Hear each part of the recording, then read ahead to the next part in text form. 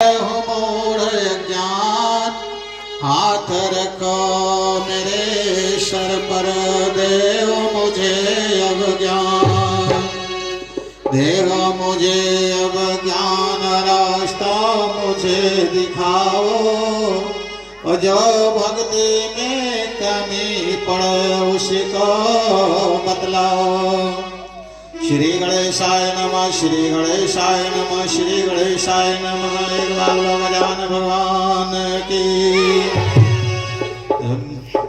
गंगा जी की जय जय, यमुना जी की जय जय, यमुना जी की जय जय, यमुना जी की जय जय, सरस्वती तेरे बेड़ी की जय जय, सरस्वती तेरा बेड़ी की जय जय, सीता जी की जय जय, राम जी की जय जय, सीता जी की जय जय, राम जी की जय जय, पवन पुत्र हनुमान जी की जय जय, पवन पुत्र हनुमान जी की जय जय, काली जी की जय जय, दुर्गा जी की जय जय, काली जी की जय जय, दुर्गा जी की जय जय, सरस्वती ब्रह्मा जी की जय जय, सरस्वती ब्रह्मा जी की जय जय, शिव जी की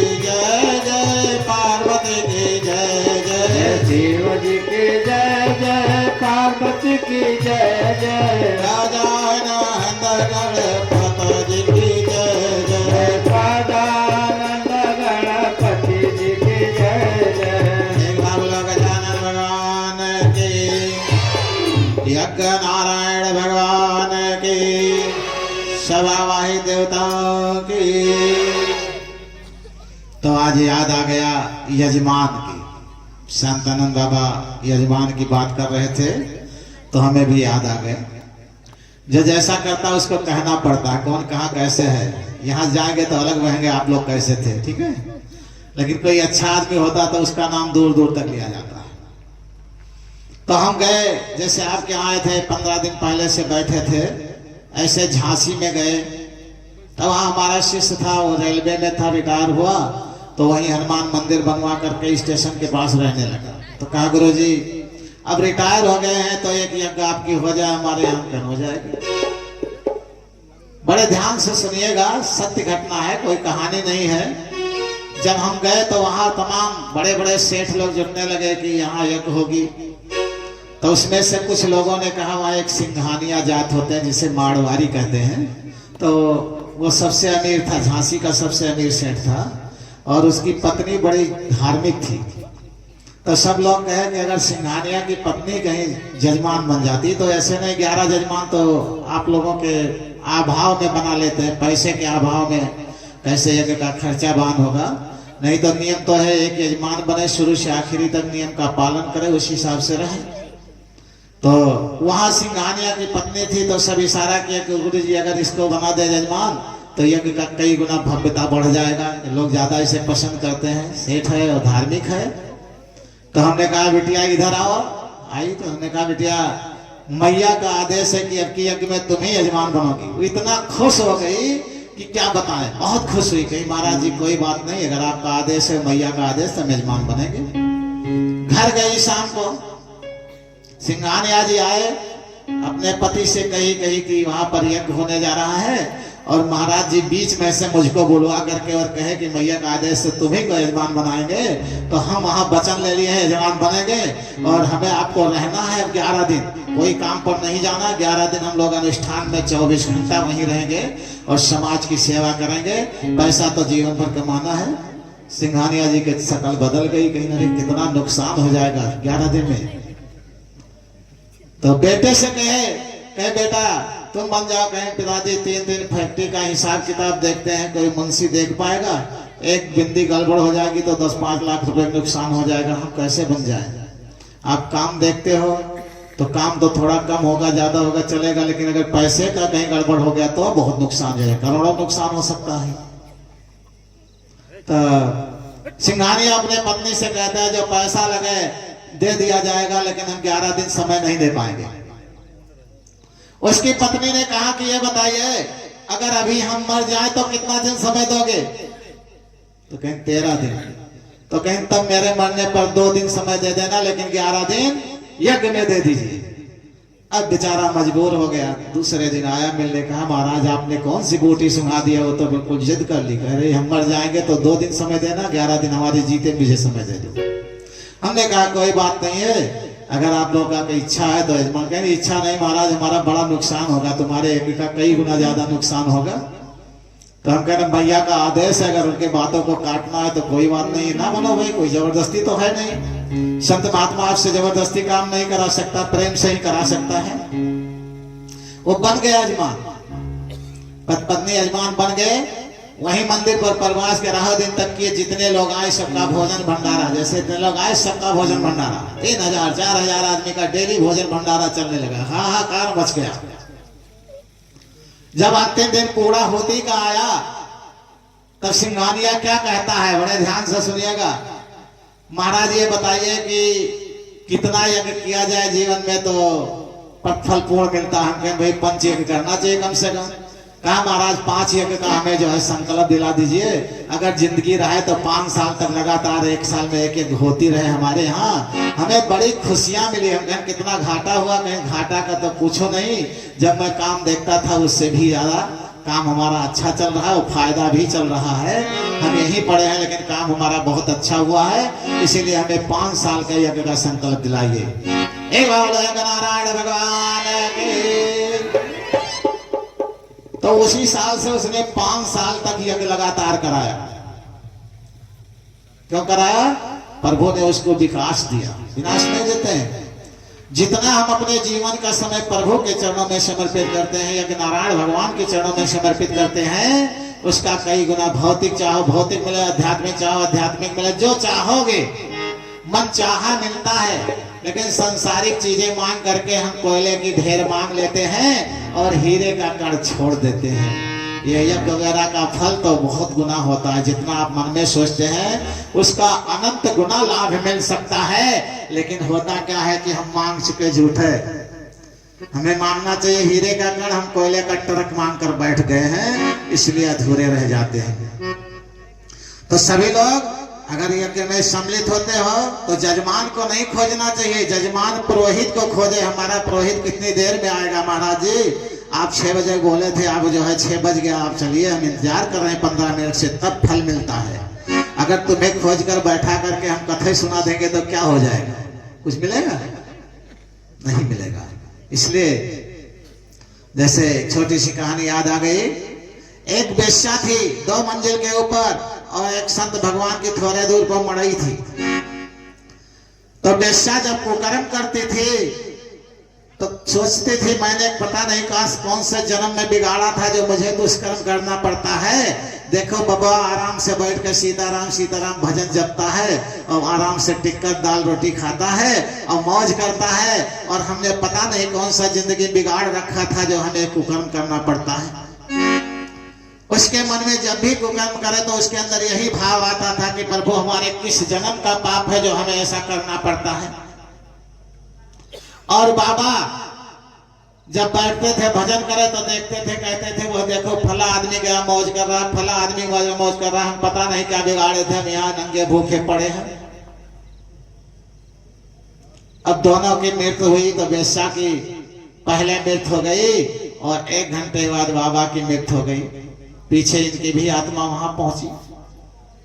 जब आत्मा पहुंची तो वेश्या को तो स्वर्ग लोक में मिला काम बैठ करके आनंद करने का, और बाबा को कुंभी नरक मिला। बाबा पहुंचे, अरे भाई गलत हो गया, फाइल पलट गया, हम दोनों पड़ोसी थे, हम तो जीवन भर भजन किए तो दुष्कर्म किए, इसको वहां जाना चाहिए हमको। और कहे नहीं नहीं महाराज यहाँ पलटा नहीं जाता, यहाँ घूस फट नहीं चलता। कहे नहीं नहीं, फिर से देखो फाइल। फिर फाइल पलटी गई तो कहे बाबा जी आप भजन नहीं करते थे, आपका दिल दिमाग वहीं लगा रहता था, और वो दुष्कर्म नहीं करती थी, उसका दिल दिमाग आप में लगा रहता था, इसलिए आपका स्थान उसे मिल गया और आप उसका स्थान आपको मिल गया। तो कहे तन से कर्म करो विधि नाना, तन से कर्म करो विधि नाना, से कर्म करो विधि नाना, मन राखो जहाँ के पानी धाना। मन राखो जहाँ कृपा निधान। एक बार बोलो आनंद कंद भगवान की। तो कथा सुनने अगर आए हो, अगर मन आपका घर में लगा है तो कथा सुनने का फल नहीं मिलेगा। अगर मन आपका घड़ी में लगा है, मोबाइल में, कई लोग दौड़ दौड़ मोबाइल ये देखा भाई बाबा कितना देर रही है, भजनियों आएगा बोलते हैं झूठे यहाँ बैठ के छिड़ा ली। तो जब आप मोबाइल में लगा रहे तो आपको कथा सुनने का फल नहीं मिलेगा। बाबा क्या कह रहे हैं उसको सुनो, उस पर अमल करो, ठीक है। तो यजमान बनने का मतलब क्या होता है कि 11 दिन तक हमारे हृदय में हर श्वासों में जय माता जी होना चाहिए, तो यजमान का फल मिलता है। 11 दिन तक। बहुत जने कहा था, एक लड़का का कहे महाराज हमें बड़ा कष्ट है, कहीं पे आए समोसा खाए नहीं मिला था। अब बताओ हाँ, एक बार बताओ, अभी डॉक्टर रोक दे समोसा खाओगे तो मर जाओगे, तो क्या करोगे? खाओगे? तो अगर 11 दिन नहीं त्याग कर सकते हो तो जीवन भर के लिए त्यागना पड़ेगा। लेटा है क्या? कहाँ लेटा है? कौन ही बैठा है? देखो, तो 11 दिन के लिए नहीं त्याग कर सकते हो तो जीवन भर कैसे करोगे? इसीलिए हम सबको एक ही संदेश देते हैं कि जीवन में जब कभी ऐसा मौका आ जाए तो बढ़ चढ़ करके हर माने में आगे होना चाहिए, त्याग तपस्या में भी आगे होना चाहिए। हमें इसका कुछ लाभ मिला तो हम अपने जीवन को मैया के चरणों में समर्पित कर दिए। मेरी वजह से लाखों लोगों को लाभ मिलता है और आप लोग अपने लिए 11 दिन नहीं समर्पण कर पाते हो, कितनी दुख की बात है। अगर इतना समझाने के बाद आप लोगों का मांसाहार नहीं छूटता है तो कितने जन्मों का पाप भारी है मुझे नहीं पता। मैं तो इंसान हूँ, साधारण इंसान हूँ, लेकिन अपने अपने हृदय पर हाथ रख के सोचो कि इसका मतलब हमारा कई जन्मों का पाप भारी पड़ रहा है जो नहीं छूट रहा है। और आज भी इतना कहने के बाद न छूटने का मतलब एक जन्म नहीं, कई जन्मों का पाप भारी पड़ रहा है, क्योंकि यह जिंदगी हमारी कुछ पल की है। कितनी देर की है? कुछ पल की है। जो हम ठेका लेकर ठेकेदारी कर रहे हैं ये झूठा है। सभी लोग एक छोटी सी भजन के रूप में दोहराएंगे। अरे कुछ पल की जिंदगानी एक रोज सबको जाना, कुछ पल की जिंदगानी एक रोज सबको जाना, बरसों की तो क्या सोचे पल का नहीं ठिकाना। पल का ठिकाना।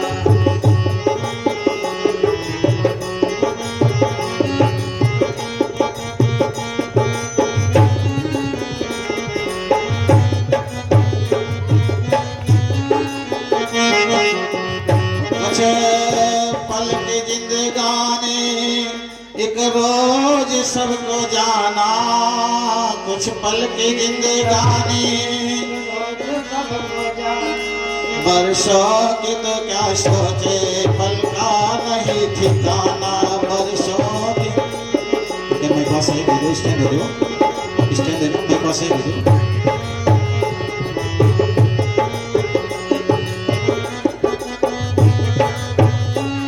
ये जिंदगानी हमारी जो हम वर्षों का ठिकाना लेकर के बैठे हैं, एक पल का भी ठिकाना नहीं। किसी पल जाए पड़ना था, किसी पल ये मौका आ जाएगा कि जाना पड़ेगा। तो मल मल के तूने अपने तन को जो है निखारा, मल के तूने अपने तन को जो है निखारा, मल मल के तूने अपने तन को जो है निखारा, मल की तूने अपने तन को जो है निखारा।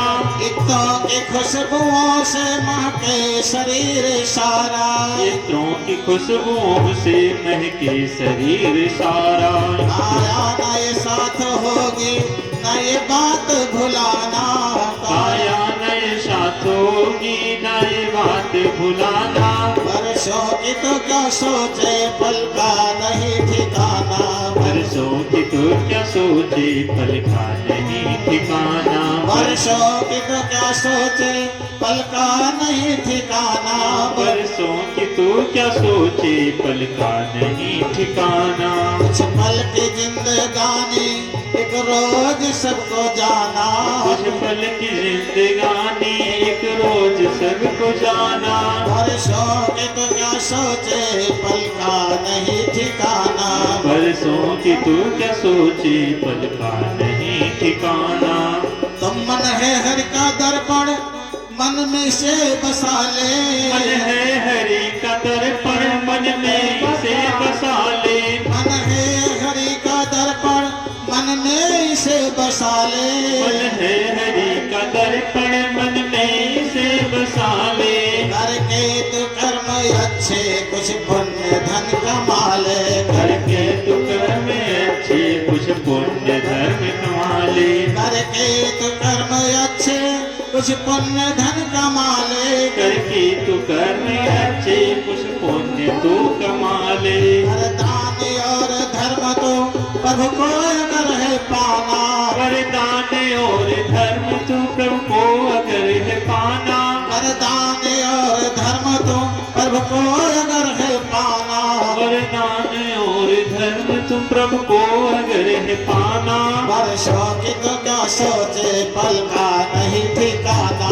वर्षों की तू क्या सोचे पल का नहीं ठिकाना। वर्षों की तो क्या सोचे पल का नहीं ठिकाना। वर्षों की तू क्या सोचे पल का नहीं ठिकाना। कुछ पल की जिंदगानी एक रोज सबको जाना। कुछ पल की जिंदगानी एक रोज सबको जाना। वर्षों की तो क्या सोचे पल का नहीं ठिकाना। बरसों की तू क्या सोचे पल का नहीं ठिकाना। आएगी वो घड़ी जब कोई भी न साथ होगा। आएगी वो घड़ी जब कोई भी न साथ होगा। आएगी वो घड़ी जब कोई भी न साथ होगा। आएगी वो घड़ी जब कोई न साथ होगा। कर्मों का तेरे सारे एक एक हिसाब होगा। कर्मों का तेरे सारे एक एक हिसाब होगा। कर्मों का तेरे सारे एक एक हिसाब होगा। कर्मों का तेरे सारे एक एक हिसाब होगा। आएगी वो घड़ी जब कोई भी न साथ होगा। आएगी वो घड़ी जब कोई न साथ होगा। आज चोरी बेईमानी पाप दुष्कर्म करके धन ले आओ खाने के लिए सभी लोग साथी मिल जाएंगे। उसमें कोई कमी नहीं है। जितना साथी चाहो उतना मिल जाएंगे। लेकिन जब इस चोरी और बेईमानी और पाप दुष्कर्म का हिसाब देना पड़ेगा तो तुम्हारे साथ खाने वाले वह मिलेंगे नहीं कोई हिसाब देने वाले। हिसाब तुम्हें खुद स्वयं को अपने आप को देना पड़ेगा। ये सोच ले अभी तो फिर वक्त ये न आना। ये सोच ले अभी तो फिर वक्त ये न आना। ये सोच ले अभी तो फिर वक्त ये न आना। ये सोच ले अभी तो फिर वक्त ये न आना। वर्षों की क्या सोचे पल का नहीं ठिकाना। वर्षों की तू क्या सोचे पल का नहीं ठिकाना। वर्षों की तो क्या सोचे पल का नहीं ठिकाना। वर्षों की तू क्या सोचे पल का नहीं ठिकाना। कुछ पल की जिंदगानी एक रोज सबको जाना। कुछ पल की जिंदगानी एक रोज सबको जाना। वर्षों की तो क्या सोचे एक पल का नहीं ठिकाना। वर्षों की तू क्या सोचे पल का नहीं ठिकाना। कोई नहीं है तेरा क्यों करता मेरा मेरा। कोई नहीं है तेरा क्यों करता मेरा मेरा। कोई नहीं है तेरा क्यों करता मेरा मेरा। कोई नहीं है तेरा क्यों करता मेरा मेरा। खुल जाए नींद जब ही समझो वही सवेरा। खुल जाएगी नींद तुम समझो वही सवेरा। खुल जाए नींद जब ही समझो वही सवेरा। खुल जाए नींद जब ही समझो वही सवेरा। हर भोर की किरण तो हर का भजन गाना। हर भोर की किरण तू हर का भजन गाना। हर भोर की किरण तो हर का भजन गाना। हर भोर की किरण तो हर का भजन गाना। कुछ पल की जिंदगानी एक रोज सबको जाना। कुछ पल के जिंदगानी रोज सबको जाना। बरसों की तो क्या सोचे पल का नहीं ठिकाना। बरसों की तू क्या सोचे पल का नहीं ठिकाना। एक बाबरानंद गंध भगवान की। तो सभी लोग इस पर ध्यान रखें, सबको जाना पड़ेगा एक क्षण और वहां अकेले अकेले अपने कर्मों का हिसाब देना पड़ेगा। इसीलिए सबको बार बार संत महात्मा संदेश देते हैं और सभी लोग संतों के संदेश पर अमल करें तो यह जीवन बदल जाएगा। और इसके बाद थोड़ी देर सुंदरकांड होगा। नाम बता। निधि सिंह शक्तिनगर से। निधि सिंह शक्तिनगर से 501 रुपए मैया के चरणों में समर्पित किए हैं। माँ उनके जीवन में सुख शांति लाए, खुशियों की बौछार आए। दूर दूर तक कहीं भी अगर कोई चंदा वसूली कर रहा होगा तो उसको झूठा मानना। हमारे यज्ञ में 1 रुपए किसी के घर से कोई चंदा वसूली ना लिया जाता है, ना लिया जाएगा। विनोद सिंह की लड़की निधि सिंह है, उनके तरफ से 501 रुपए मैया के चरणों में समर्पित हुआ है। और ये बात हमारी सभी लोग, जितने लोग हमारे यज्ञ में आते हैं, सब लोग सुन लीजिएगा। अगर कहीं सुनिएगा झूठ भी कोई दूर पर जाकर के सुन रहा है तो सीधा मना कर दीजिएगा कि महाराज जी के यज्ञ में किसी के घर से कोई चंदा वसूली कभी ना लिया जाता है, ना लिया जाएगा। जब तक मेरी ये सांस रहेगी तब तक हमारी यज्ञ स्वैच्छिक दान से होगी। स्वैच्छिक दान मतलब जो 10 रुपए, 100 रुपए, 1 रुपए, लाख रुपए आप लोग यहाँ ला करके मैया के चरणों में समर्पित करेंगे, उसी से हमारी यज्ञ होगी। चाहे कोई व्यवस्था हो, चाहे टेंट हो, चाहे माइक हो, चाहे साउंड हो, सारी व्यवस्था आप लोगों के दिए हुए दान से की जाती है। किसी के घर कोई चंदा वसूली रसीद या कोई पर्चा लेकर जाता है, कहता है पैसा दे दो यज्ञ का, तो झूठा मानना इसी प्रकार का। क्योंकि हमने देखा है 4-4 किलोमीटर दूर चले जाते हैं लोग सुनने और अपने धर्म का दुरुपयोग करते हैं। तो ये बात ना होने पाए। जहां भी हमारी कहीं यज्ञ होती है, आज तक कहीं रसीद और चंदा वसूली ना होता है, ना होगा। जब तक मेरी ये सांसें रहेगी, ये मेरा निजी संकल्प है। हमारे जितने भक्त आते हैं उन्हीं के पैसे से यज्ञ करता हूँ। इसलिए आप सभी लोग हमारी बातों को सुनना और स्वैच्छिक दान करना, जिससे आप लोगों का भी कल्याण है। और जो मैं कर रहा हूँ, मैं अपने सफर में हूँ, हमारे सफर में किसी प्रकार का कांटा नहीं बनता है। अगर यज्ञ के पैसे का कहीं 1 रुपए का दुरुपयोग होता है तो यज्ञ का फल अनिष्ट होता है। इसीलिए सबको मैं बार बार बता देता हूँ, ऐसी गलती ना होने पाए। तो सुंदरकांड की भी 2-4 चौपाई हो जानी चाहिए, क्योंकि सुंदरकांड पढ़ने से जिंदगी का सुंदर बनता है, जीवन सुंदर हो जाता है। तो आज हनुमान जी कहाँ पहुंच गए हैं? लंका में लंकनी को मार करके और लंका में प्रवेश होने जा रहे हैं। पर विष्णुनगर की जय सब काजा, हृदय राख कौशलपुर राजा। श्री राम जय राम, जय जय राम, श्री राम जय राम, जय जय राम। करल सुधार करय मिताई, गोपत सेंद्र नल शीतलाई। श्री राम जय राम, जय जय राम, श्री राम जय राम, जय जय राम। तो इस जीवन में कोई भी कार्य करना हो तो प्रभु राम को हृदय में बसा ले, तब उस काम पर कदम रखा करें। तो उससे क्या होगा? अगर कोई शत्रु होगा तो मित्र हो जाएगा, और कोई काम में कठिनाई होगी तो आसान हो जाएगी। क्या नाम? चंद्रबली गुप्ता की तरफ से 501 रुपए मैया के चरणों में समर्पित है। माँ उनके जीवन में सुख शांति लाए, खुशियों की बौछार है। मैया की असीम कृपा संपूर्ण परिवार पर हमेशा हमेशा बनी रहे। तो जब भगवान के नाम को हृदय में धारण कर लेंगे तो क्या होगा? हर काम शुभ होगा। नाम बताएं। चंद्रसेन जी की तरफ से मैया के यज्ञ में एक साल ब्राह्मणों को और 101 रुपया मैया के चरणों में शामिल है। माँ उनके जीवन में सुख शांति लाए, खुशियों की बौछार है। मैया की असीम कृपा संपूर्ण परिवार पर हमेशा हमेशा बनी रहे। सभी लोग तेजी से ताली बजाएंगे। सबके कमाई का यज्ञ में लगता है। चंद्रसेन सिंह की तरफ से वस्त्रदान और 101 रुपए सभी ब्राह्मणों को समर्पित किए हैं। तो जब भगवान के नाम को हृदय में धारण करके अपने जीवन में कोई कदम रखेंगे तो वहां पर जो तुम्हारे शत्रु भी मिलेंगे तो वो मित्र हो जाएंगे। अगर एक बार अग्नि में भी पैर रखेंगे तो क्या हो जाएगा, शीतल हो जाएगा। कब? जब हम भगवान के नाम को हृदय में धारण करके चलेंगे तब।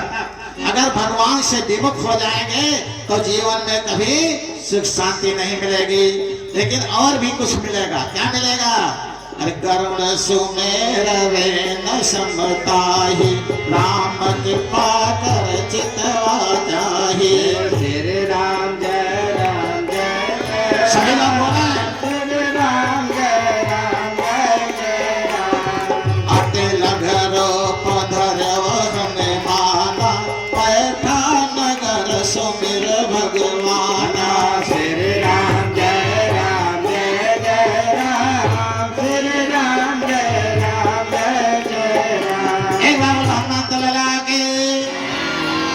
एक बार हनुमान जी हम लोगों को सीख देते हैं क्या कि कोई काम करना हो, बड़ा से बड़ा काम करना हो तो छोट बनकर करना चाहिए। भगवान को तो हृदय में धारण करें लेकिन छोटे बनकर के बड़ा काम करो तो ज्यादा खुशियां मिलेगी। आज हनुमान जी लंका में प्रवेश हो रहे हैं तो बिल्कुल छोटा सा रूप धर रहे हैं, बिल्कुल छोटा सा मशक समान। मशक मतलब मच्छर नहीं होता है, मशक कहते हैं बिल्ली के बच्चे को। छोटा सा जो बिल्ली बच्चा होता है उसको एक भाषा में मशक भी कहते हैं, अवधी भाषा में। तो वही आज मशक के समान रूप रख करके और हनुमान जी अयोध्या में प्रवेश हुए हैं। तो अयोध्या में क्या देख रहे हैं? सभी लोग देखिएगा अयोध्या की कैसी नजारा है, कितना सुंदर अयोध्या लग रहा है। अरे मंदिर मंदिर प्रति कर शोधा, देखे चाहता अगणित जोधा। श्री राम जय राम जय जय राम श्री राम जय राम जय जय राम। गया दशा मन मंदिर माही, अत विचित्र कहे जात सुनाही। श्री राम जय राम जय जय राम श्री राम जय राम जय जय राम। अब हनुमान जी अयोध्या की जगह जगह पर देख रहे हैं, मंदिर मंदिर देख रहे हैं। मंदिर मंदिर क्यों कहा गया? राक्षसों के घर को मंदिर क्यों कहा गया? आज बता देते हैं। वहां के राक्षस भी जपते थे। क्या जपते थे? अरे सीताराम सीताराम सीताराम जय सीताराम। सीताराम सीताराम सीताराम जय सीताराम। सीताराम सीताराम सीताराम जय सीताराम। सीताराम सीताराम सीताराम जय सीताराम। एक बार हनुमान लगा के। अब लंकापुरी के राक्षस सीताराम सीताराम जपते थे तो इसलिए हनुमान जी क्या कर रहे हैं? मंदिर मंदिर प्रत्कर्ष हुआ। वहां के एक एक घर मंदिर की तरह चमक रहे हैं। सोने की तो लंका थी लेकिन सीताराम भी जपते थे। अब बताइए जो यहाँ मनुष्य होकर के हम लोग मानव जीवन पा करके और राम की नगरी में जन्म लेकर के सीताराम नहीं जपेंगे तो राक्षसों से भी गए गुजरे हैं। ठीक है, इसीलिए सभी को 10-20 मिनट सुबह 10-20 मिनट शाम को बैठ करके सीताराम सीताराम जपना चाहिए। हनुमान जी आज दिखा रहे हैं तो पहुंचे कहाँ हैं? सभी लोग देखिएगा हनुमान जी आगे बढ़कर कहाँ गए? रावण के पास पहुंच रहे हैं। रात में छोटे रूप में रावण के यहाँ पहुंच गए। अरे शयन किए देखा कपते, मंदिर मोहना देख बैठे। श्री राम जय राम जय जय राम श्री राम जय राम जय जय राम। भवन एक पुन देख सुहावा, हर मंदिर तह भिन्न बनावा। श्री राम जय राम जय जय राम श्री राम जय राम जय जय राम। अब पहुंच गए कहाँ पर? जहाँ रावण सो रहा था। रात में 12 बजे के समय हनुमान जी पूरा लंका भ्रमण करते हुए पहुंचे जहाँ रावण सो रहा था। पूरे मंदिरों से एक भिन्न था, अलग था। क्यों? रावण कभी राम को नहीं जपता था लेकिन राक्षस लोग जपते थे, लेकिन रावण कभी नहीं जपता था। तो पूरे लंका में जितने घर थे उसको मंदिर कहा हनुमान जी ने लेकिन रावण के घर को क्या कहा कि ये भिन्न बना हुआ है, ये अलग दिखाई देता है। तो हनुमान जी गए वहां पर जहां पर रावण सो रहा था, और वहां पहुंच करके क्या देख रहे हैं, अरे रामायुध अंकित गृह शोभा बरन न जाए, न तो इसका बिंदता देख हर्ष कप्याए। जहां रावण सो रहा था वहां इतना सुशोभित है, इतना चमत्कार दिखाई देता है कि उसका वर्णन करने के लिए कम पड़ जाएगा। तो आगे बढ़ गए, कहां गए हैं, विभीषण की कुटिया दिखाई दे रही है इसको, हनुमान जी को। वो कैसी दिखाई दे रही है, वहां नए नए तुलसी के हरे भरे पौधे लगे हैं, और भगवान के धनुष बाण का मार्ग भी बना हुआ है। और जब वहां पहुंच गए हैं हनुमान जी, तो विचार कर रहे हैं हनुमान जी, क्या विचार कर रहे हैं, सभी लोग ध्यान से सुनेगा। अरे लंका निश्चर निकर निवास, यहाँ कहाँ सज्जन कर बासा, श्री राम जय राम जय जय राम, श्री राम जय राम जय जय राम। मन मोह तरक करे कपलागा, तेहि समय विभीषण जागा, श्री राम जय राम जय जय राम, श्री राम जय राम जय जय राम। राम राम तै सुमिरन कीना, हृदय हर्ष कप सज्जन चीना, श्री राम जय राम जय जय राम, श्री राम जय राम जय जय राम। यही सन हट करियो पहचाने, साधते हो न कारज हानि, श्री राम जय राम जय जय राम, श्री राम जय राम जय जय राम। चंद्रशेखर सिंह सहकारी शुगर मिल के भारत सरकार एवं भारतीय सरकारी बैंक के भारत सरकार के निर्देशक के द्वारा 2001 रुपए मैया के चरणों में समर्पित हुआ है। सभी लोग तेजी से ताली बजाएंगे। माँ इनके जीवन में सुख शांति लाए, खुशियों की बौछार आए। मैया की असीम कृपा संपूर्ण परिवार पर हमेशा हमेशा बनी रहे। तो अब आज कहाँ पर पहुंच गए हनुमान जी, विभीषण की कुटी में पहुंच गए हैं, और हनुमान जी विचार कर रहे हैं यहाँ निश्चरों के बीच में, यहाँ ये संत कहाँ से, सज्जन आदमी कहाँ से बस गया है। अब हनुमान जी के मन में तर्क आ रहा है कि ऐसा संभव नहीं है, लेकिन विभीषण की आंख खुली तो विभीषण क्या कह रहे हैं, राम राम श्री राम जय जय राम, सीता राम जय सीताराम, श्री राम जय जय राम, सीताराम जय सीताराम, श्री राम जय जय राम, सीताराम जय सीताराम, श्री राम जय जय राम, सीताराम जय सीताराम। आपका हनुमत लगा के जय हो।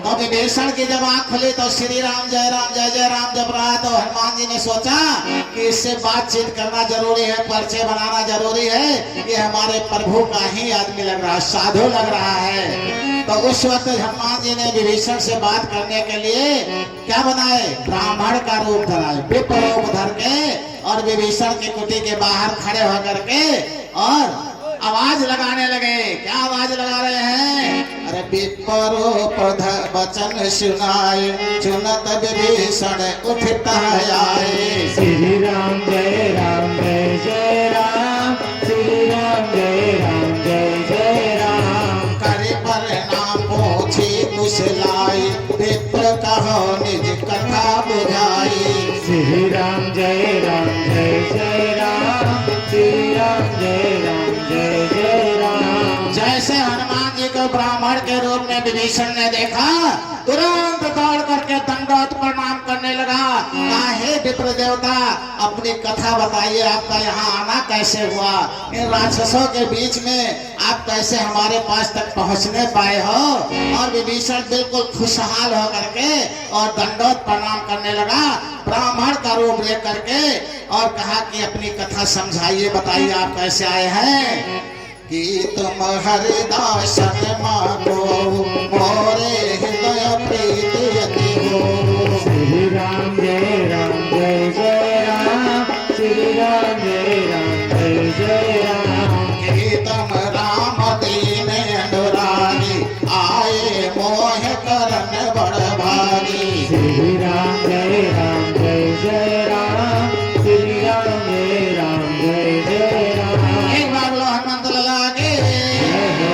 विभीषण पूछ रहा है कि आप राम के दास हैं, कोई मुझे भाग्यशाली बनाने आए हैं या स्वयं परमात्मा ही आ गए मुझे भाग्यवान बनाने के लिए। आज वो विस्मय पे पड़ गया। हनुमान जी को देख करके विभीषण के अंदर यही लग रहा है कि साक्षात प्रभु आ गए हैं। अब जब बातें होने लगी तो हनुमान जी बैठ करके विभीषण से अपनी पूरी कथा सुनाते हैं। अब क्या सुनाते हैं सुनने दीजिए, एक छोटी सी भजन हो जाए, उसके बाद आगे और कार्यक्रम हो जाए। तो आज विभीषण और हनुमान जी आपस में बैठकर बातचीत करेंगे। कल आगे क्या क्या बतलाए हैं उसको बताया जाएगा। एक बार बोलो हनुमान तलला के।